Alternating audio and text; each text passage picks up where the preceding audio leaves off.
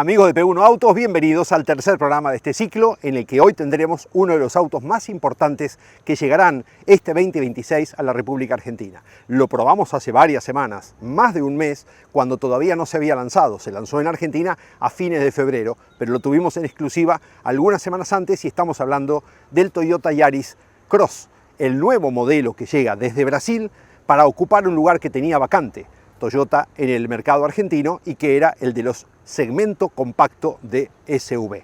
Es un segmento B, claramente, es un vehículo que no compite, por supuesto, con el Corolla Cross, que es un segmento C, y es un vehículo que llega para tratar de pelear por el primer lugar de ventas absolutas del año. Tendrá varios competidores, lo vamos a analizar, pero como lo tuvimos antes, le vamos a mostrar de qué se trata, qué tecnología tiene y especialmente cómo rinde, cómo se usa un auto híbrido como el Yaris Cross en la ciudad, que es el lugar exacto, el mejor escenario para un auto híbrido autorrecargable.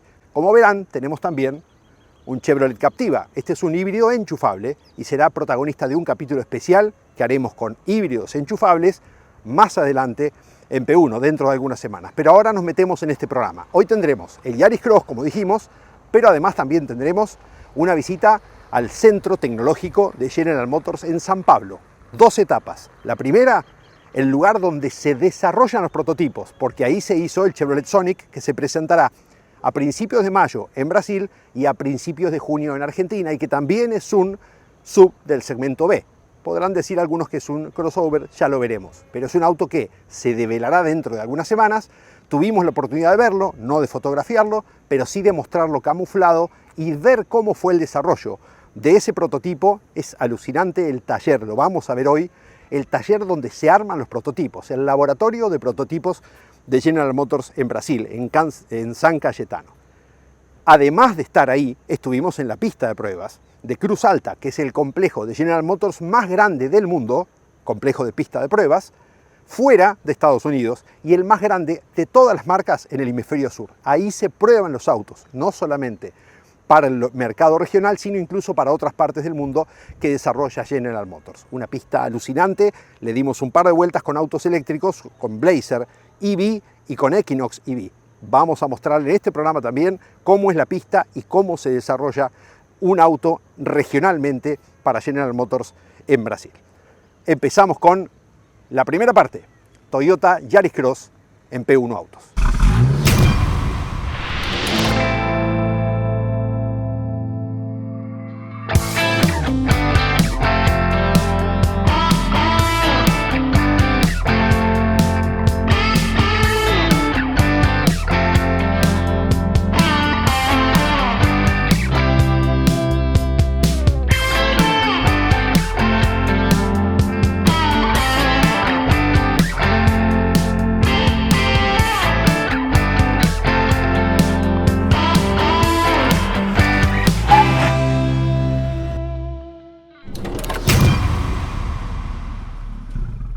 Este es el Toyota Yaris Cross, uno de los autos que probablemente sean de los más destacados en ventas en la República Argentina en 2026.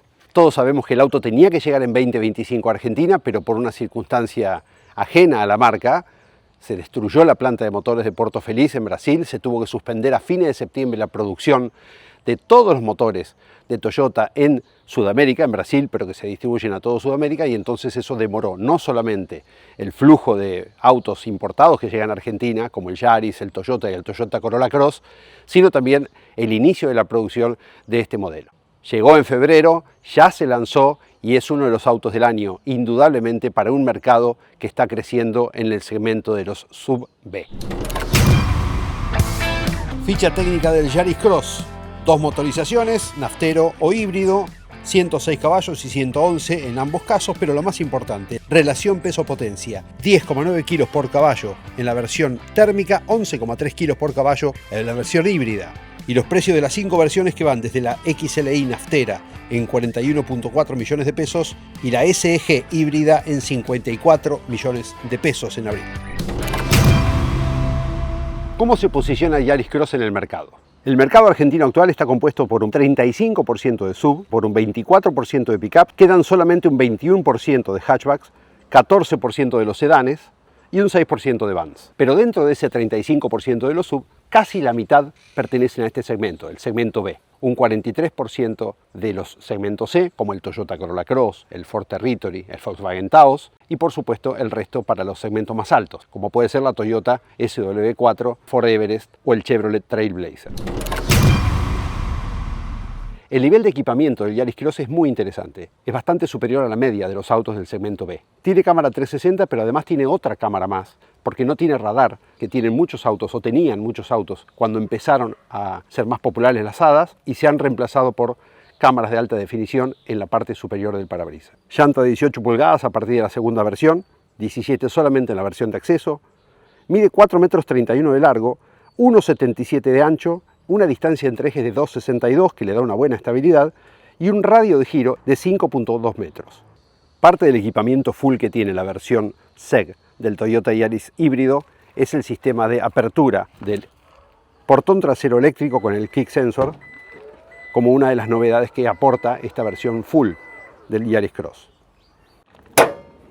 Una de las diferencias técnicas más importantes del Yaris Cross es que tiene un motor de ciclo Atkinson y no un motor de ciclo Otto. ¿Esto por qué es?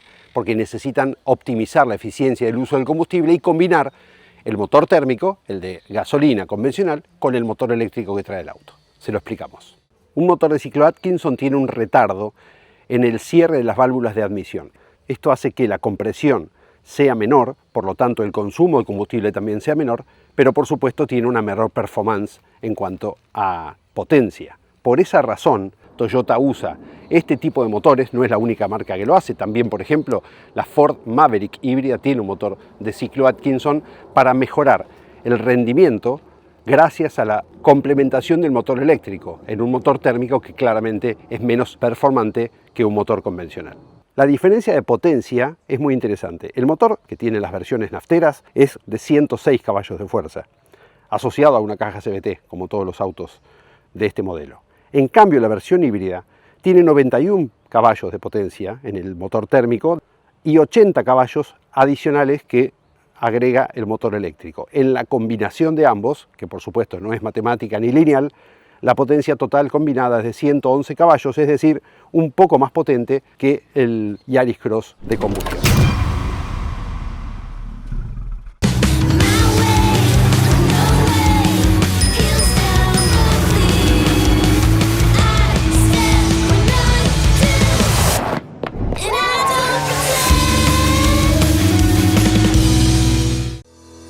Si estás buscando un repuesto original o alternativo para tu vehículo importado, CBM Auto.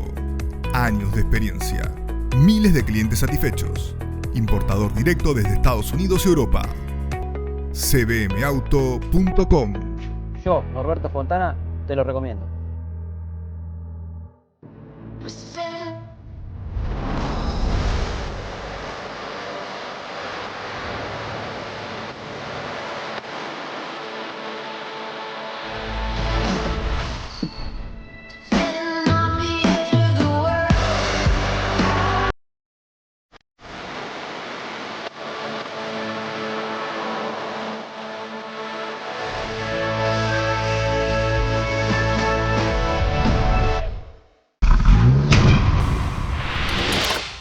Bueno, vamos a salir a probar en tránsito urbano el Toyota Yaris Cross que tenemos esta semana en P1 Autos.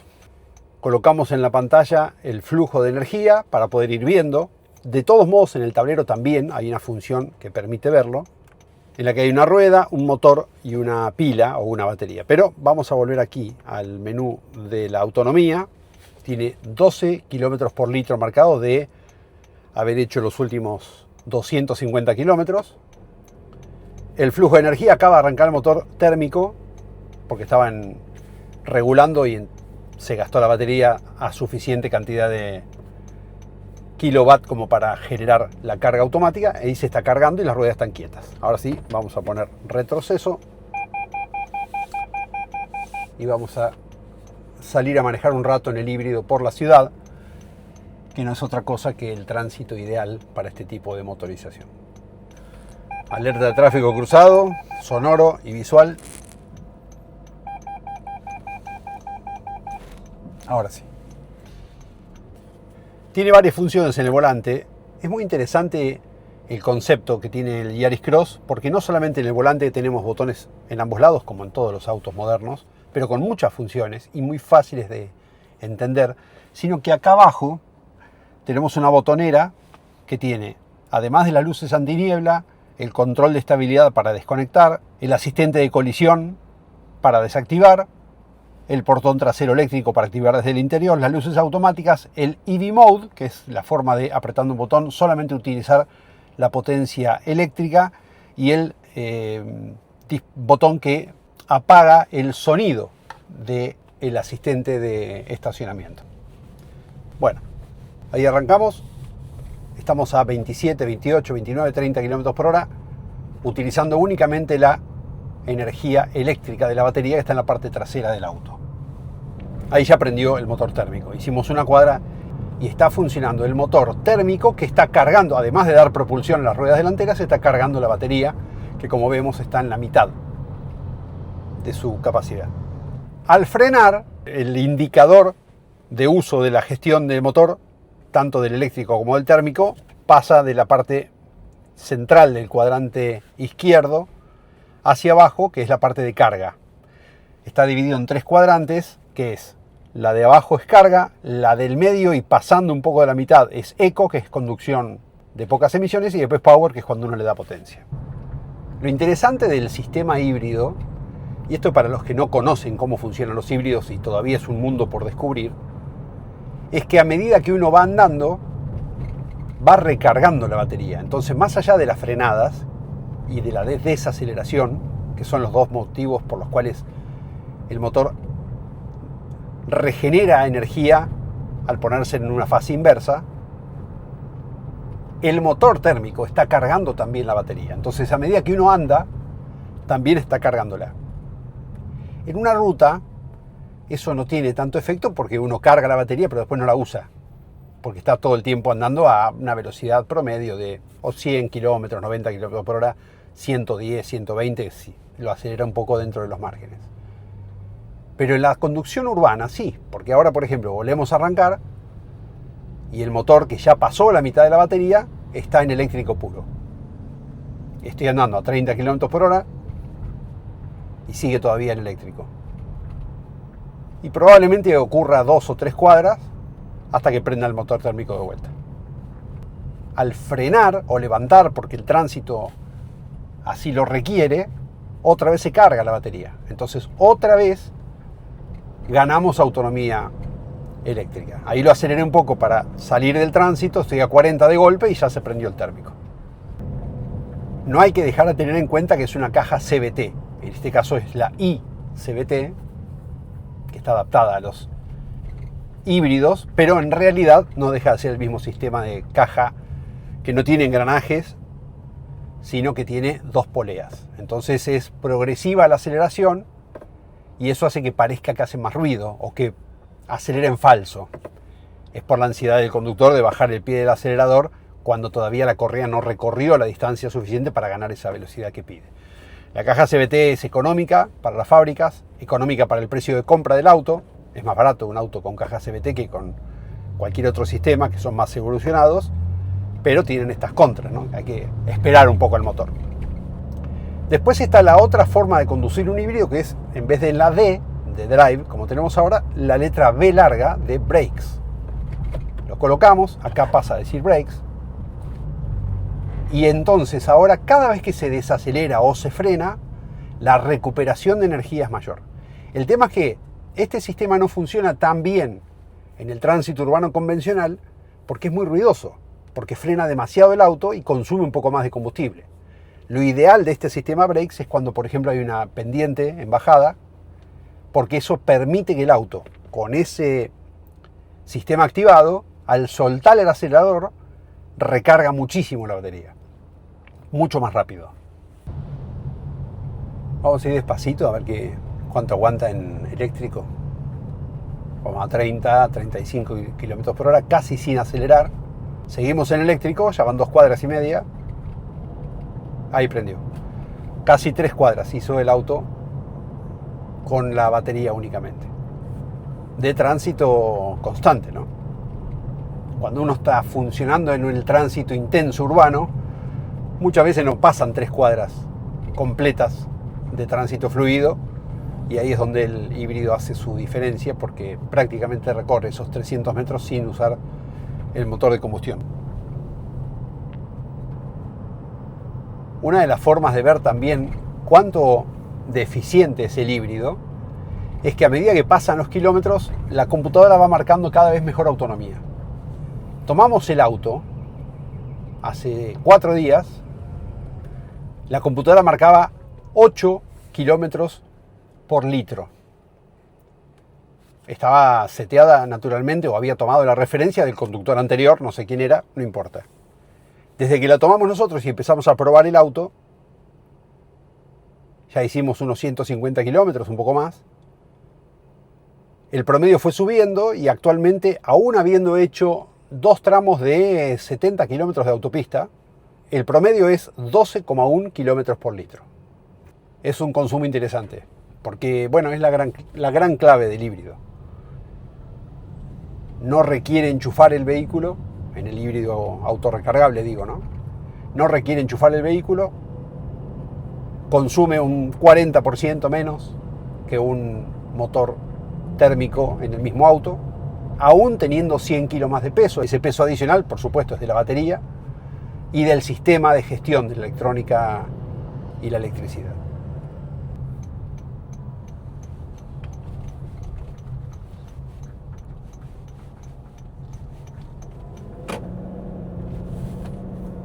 ¿Escuchan?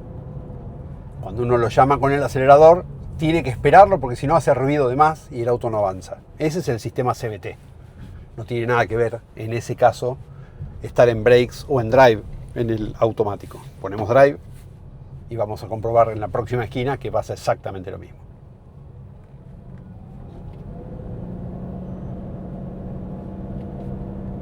El ruido es el mismo. Es interesante manejar un híbrido porque también nos ayuda a mejorar nuestra forma de conducir, nuestra eficiencia al volante.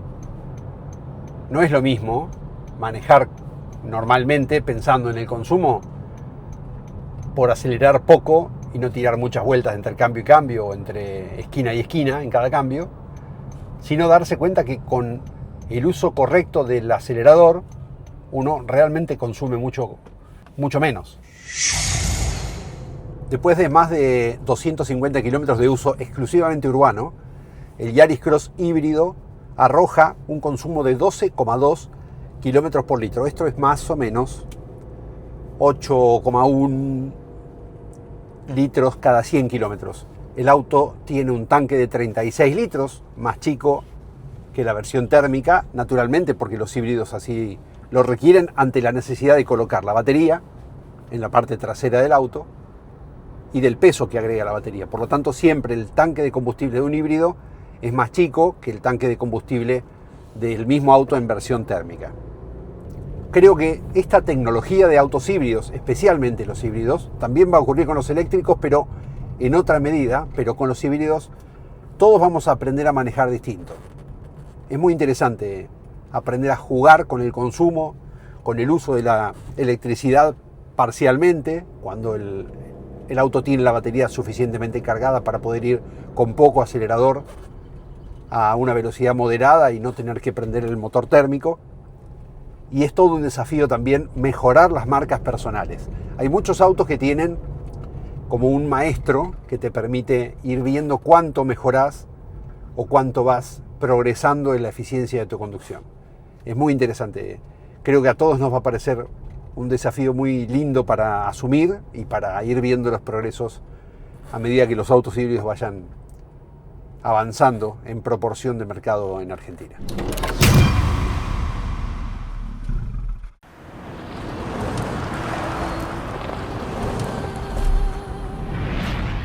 Y un día, algo te marca, aunque todavía no sepas por qué.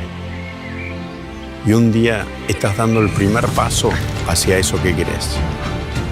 Y un día entendés que la montaña empieza mucho antes de subirla. Y un día tu sueño es más grande que cualquier desafío. Y un día Ya nada te detiene. Hasta llegar a la cima de tus sueños. Y un día, Hyundai.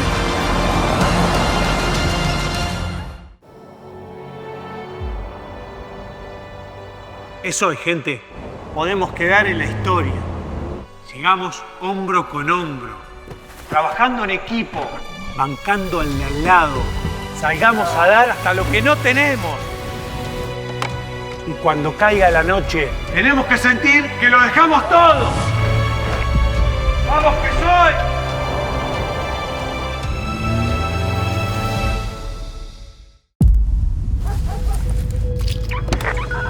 Pasé mucho tiempo en el espacio. Extrañé muchas cosas de la Tierra. Las personas, la comida.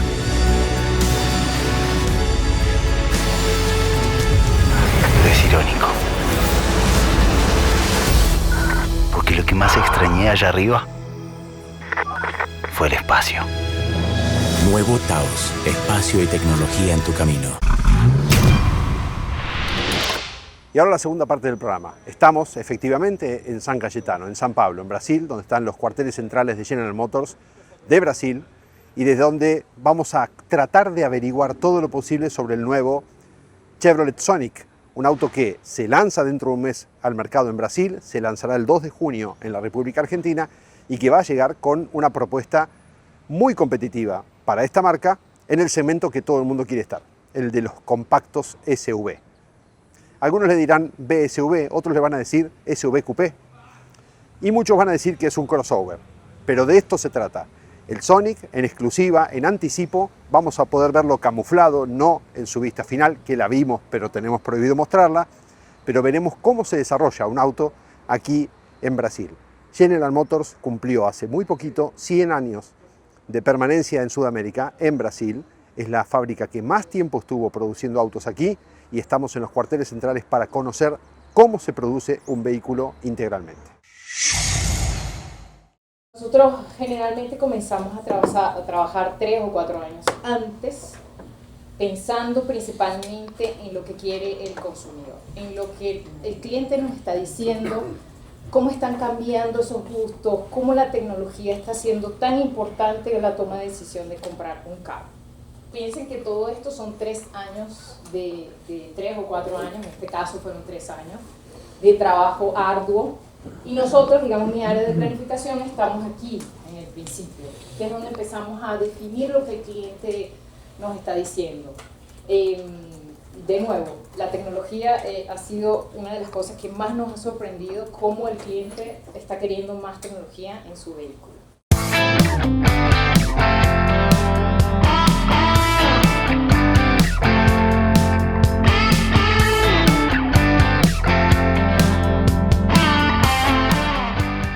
Se supone que acá atrás está el Sonic. Y ahí está.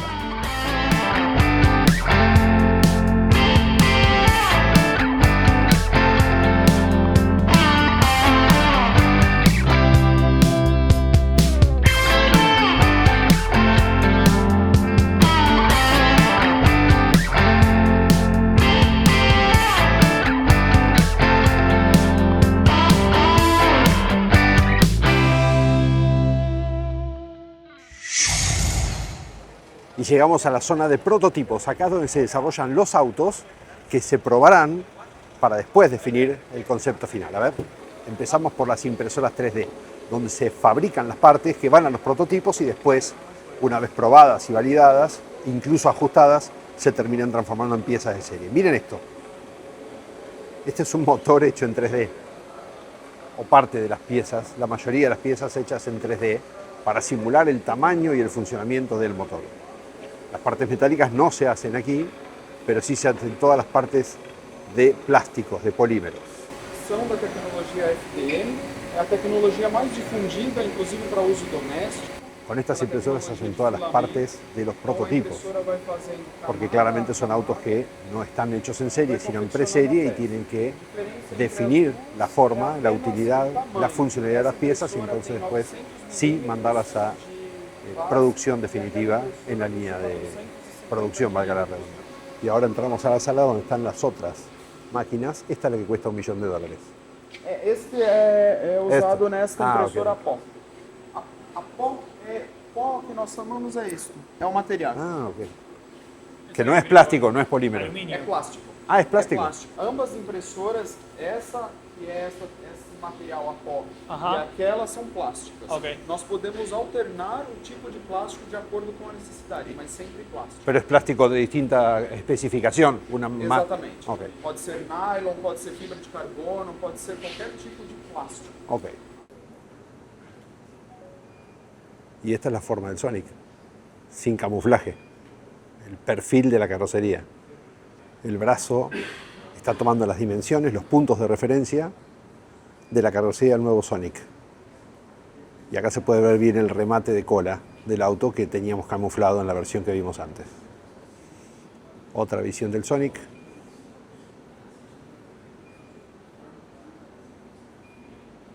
Ese brazo que tiene... Se está moviendo un brazo del lado derecho y del lado izquierdo está quieto, pero tiene ya apuntado el puntero en una parte de la carrocería. Así se verifican las formas de todas las partes. Se coloca un guardabarro, se coloca una puerta, se coloca la puerta, el portón trasero, un lateral y se verifica que esté exactamente en la posición que tiene que estar. Cada punto tiene que estar en su correcto lugar, el brazo ahí se está moviendo y se está trasladando a otro punto de la carrocería donde vuelve a hacer contacto para verificar el punto exacto en el que está. Esto es calidad de ensamblado, básicamente. Esto es Disney. Para el que le gusta la mecánica, los autos, entrar al centro de prototipos de General Motors en San Pablo no tiene precio. Acá se arman los autos. Se juega como en un Rusty, como en un Lego, a armar autos. Me salió el viejo de adentro. Miren, acá hay dos largueros de una S10 o un Trailblazer, una carrocería de Montana, allá de una S10, pero lo interesante viene acá. Nos acercamos a la zona donde se arma el prototipo del Sonic. Y allá atrás está la línea de montaje simulada donde en realidad se arma cada auto desde cero. Se lo explicamos. El auto, 3 años antes del lanzamiento, ya se hacen las chapas en la línea de montaje, en lo que se conoce como chapistería de una fábrica. A este lugar, a este laboratorio, llegan únicamente las partes de chapa, hechas en la fábrica, donde después se va a hacer la línea de montaje del auto verdadero, el que sale a la calle. Pero solamente la carrocería, el resto del auto se arma íntegramente acá. Mecánica, suspensión, dirección, interior, absolutamente todo se arma acá porque justamente de eso se trata el prototipo. Del otro lado de la línea, miren, está el ensamblado de los autos. ¿Ven? Acá hay un auto que no tiene la mecánica, se la van a incorporar. Y es todo lo mismo, ¿eh? Son todos Sonic. Acá hay uno que ya está terminado, apareciera, o están por trabajar en las partes de suspensión, pero el auto ya está armado. Acá están armando circuitos eléctricos. Ya está puesto el motor, pero no tiene nada en el interior. Para poder armar un auto tenés que tener absolutamente todo. Entonces, están todas las partes, desde cables, plásticos, guardabarros, todos los interiores, un radiador, partes de motor, ahí abajo las homocinéticas, cañerías de combustible, y acá siguen más partes. Todo esto es prototipo. Se coloca artesanalmente una batería, la caja de la batería, el interior de un guardabarro. Miren, esta es una estación de prueba eléctrica, entonces se pone todo en el orden que tiene que estar, en el lugar que tiene que estar, pero sin carrocería. Ahí prueban las luces, ¿ven? Es un auto simulado, toda la instalación eléctrica, las luces, los comandos, pero el resto del auto no está, porque no hace falta. Acá se desarrolla toda la instalación y después se lleva a armar más adelante en las carrocerías que están allá. Ahora hacemos ingeniería inversa nosotros. Les vamos a mostrar cómo era la Tracker antes que se develara el diseño que se presentó el año pasado en Argentina. Es esta. Ven cómo tenían camuflada toda la trompa, los espejos, la parte trasera, que era lo que no se tenía que conocer porque se iba a modificar en la versión nueva del Tracker que se vende ya desde el año pasado en Argentina.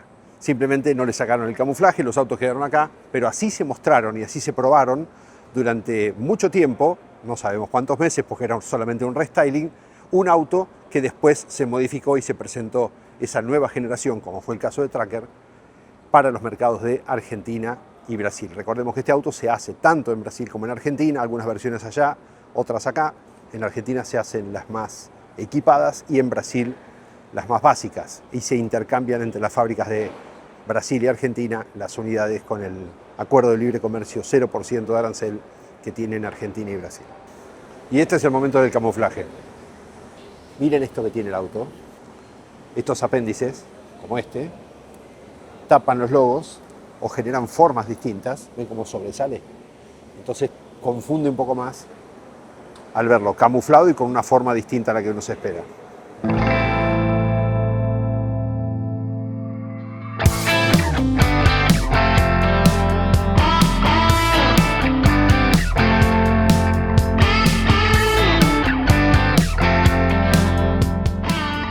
Bueno amigos, estamos en la pista de pruebas, centro de pruebas Cruz Alta de Chevrolet, en Brasil, en las afueras de San Pablo. Esta es una de las pistas más grandes que tiene General Motors en el mundo. En realidad es la segunda, la más importante después de la de Estados Unidos, y además es la más grande que hay en el hemisferio sur, la más importante de todas las marcas que hay en el hemisferio sur. Sorprende la cantidad, la variable de tipo de curvas, pero sobre todo de caminos, de superficies a la que se someten los autos en este recorrido. Está realmente rota en una parte, pero es para representar los caminos en los que los autos que se van a vender en Argentina, por ejemplo, este Blazer EV es un auto hecho en Estados Unidos, 100% eléctrico, que todavía no vino, a pesar de que lo habían anunciado porque quedó caro, pero va a venir y antes lo traen acá. Y acá desarrollan la puesta a punto del auto para el tipo de terrenos a los que va a ser sometido. Y esto es lo interesante de este tipo de pruebas. El circuito tiene todo tipo de combinaciones. Rectas muy largas, hay una recta de más de 2 kilómetros, un anillo de velocidad con 3 carriles, uno bajo, uno intermedio y uno con mucho peralte, que mide 4,5 kilómetros y que representa de modo tal la velocidad que el volante queda derecho. Aunque uno vaya por la parte más alta, el volante no se mueve, precisamente por el efecto del peralte mismo. Y este circuito, que es el mixto, donde se combinan todo tipo de curvas y todo tipo de terrenos. Hay otra parte con un playón para hacer pruebas de frenada, de aceleración, de frenada contra un objeto, de frenada en mojado. Hay una superficie de cerámica que se moja para que el auto patine directamente. Y entonces hay prueba en el sistema de frenado autónomo, etc. Pero acá en esta pista lo que se prueba es la dinámica de los vehículos. Tenemos acotado el recorrido, pero fíjense el tipo de terrenos que tiene, el tipo de pavimento roto, destruido en algunas partes, liso en otras, con lomos de burro, hasta con vías del tren que pasan, porque hay que representar todo tipo de superficies sobre las cuales desarrollar la suspensión, la dirección, la dinámica de funcionamiento de cada auto que se va a lanzar al mercado. Es una tortura. Hay partes que realmente están muy golpeadas. Pero bueno, representan a los caminos que los autos son sometidos en Brasil, en Argentina, en cualquier parte de Sudamérica, porque la verdad es que son caminos que tienen esta condición. Hay mucho camino en mal estado en esta región del mundo. Y como pueden apreciar, también tiene mucho bosque alrededor. Pero hay una explicación. No solamente tiene que ver con la foresta natural del lugar, sino también con que necesitan que el viento no interceda en el resultado de las mediciones. Por esa razón la pista tiene incluso una recta muy larga, de más de 2 kilómetros, rodeada de árboles. Miren acá, tenemos de un lado empedrado y del lado de enfrente es una tortura. Estos lomos de burro alternativos que van a una rueda o a otra que uno siente que se va a desarmar el auto. Y una vez que terminó esa parte viene la diversión. Vamos a doblar rápido, con piso muy liso, muy plano, en eses descendentes y ascendentes.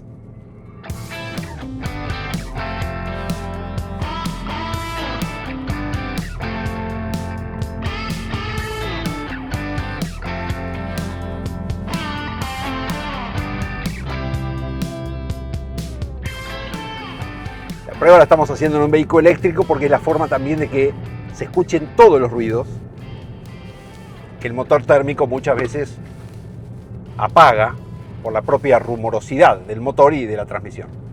En un auto eléctrico se escucha absolutamente todo.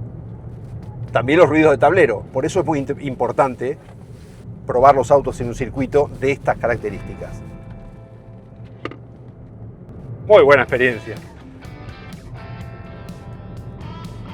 El circuito mide 4.3 kilómetros, 4.300 metros, y combina todo tipo de curvas.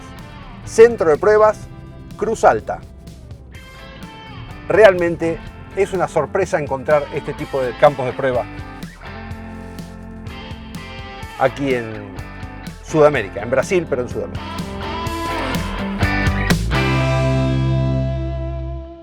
Les aseguro que dar vueltas en la pista de Cruz Alta de General Motors ha sido una de las mejores experiencias que profesionalmente hemos podido tener. Una maravilla de la tecnología que está en Sudamérica, que está en Brasil, a disposición de toda la región para desarrollar mejores autos para nuestras calles.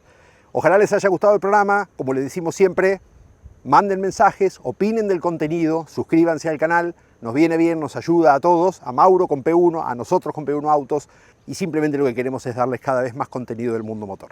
Los esperamos la semana que viene. Vamos a hablar de planes de ahorro con Pablo Piñero, el especialista planero de ley, que es el tipo que más sabe de planes de ahorro en Argentina, para que nos cuente cómo es la oferta de plan de ahorro hoy en Argentina y si tu bolsillo está en condiciones de comprar un auto 0 kilómetro por plan de ahorro. Los esperamos la semana que viene.